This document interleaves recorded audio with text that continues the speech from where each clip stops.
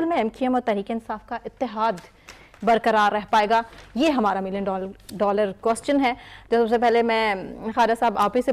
پوچھ لیتی ہوں، آپ کو لگتا ہے کہ ابھی سے اس طرح تلخ کلامی، اس طرح دلوں میں کچھ نہ کچھ ہے جو کہ سامنے آہستہ آہستہ ہو سکتا ہے کہ آنے والے دنوں میں آ جائے، لیکن اتحاد ہو چکا، آپ کے مطابق رہے گا برقرار مستقبل میں؟ یہ پورے 5 سال نہیں رہے گا۔ اس کی 2 وجوہات ہیں۔ ایک تو یہ ہے کہ پی ٹی آئی کی جو لیڈرشپ ہے اس کو اپنی زبان پہ کنٹرول نہیں ہے، ٹھیک ہے؟ ان کی باتوں سے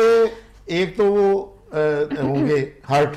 دوسرا ایم کیو ایم کا ٹریک ریکارڈ یہ ہے کہ وہ ہر حکومت میں 1988 سے وہ ہر حکومت میں شامل ہوئی اور ٹینیور پورا ہونے سے پہلے وہ علیحدہ ہوگی، کسی نہ کسی ایشو پہ وہ پھر علیحدہ ہوگی۔ تو اس وجہ سے اس میں چونکہ یہاں پہ ابھی تو وہ کہتے ہیں ابھی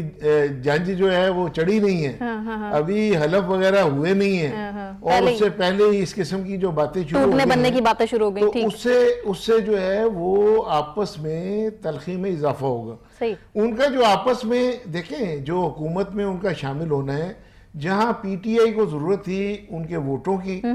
وہاں ان کو ضرورت تھی کہ وہ کراچی میں اپنی ساکھ کو بحال کریں۔ سندھ گورنمنٹ جو ہے چونکہ پیپلز پارٹی کی ہے، اس کے ساتھ اب وہ کمفرٹیبل نہیں ہیں ایم کیو ایم والے، تو انہوں نے مرکزی حکومت کے ساتھ مل کے ان سے جو انہوں نے معاہدہ کیا ہے، تحریری معاہدہ ہے، اس تحریری معاہدے میں انہوں نے کراچی کے لیے خصوصی پیکیج کی بات کی ہے، اور چونکہ وہاں پہ بلدیاتی نظام میں وہ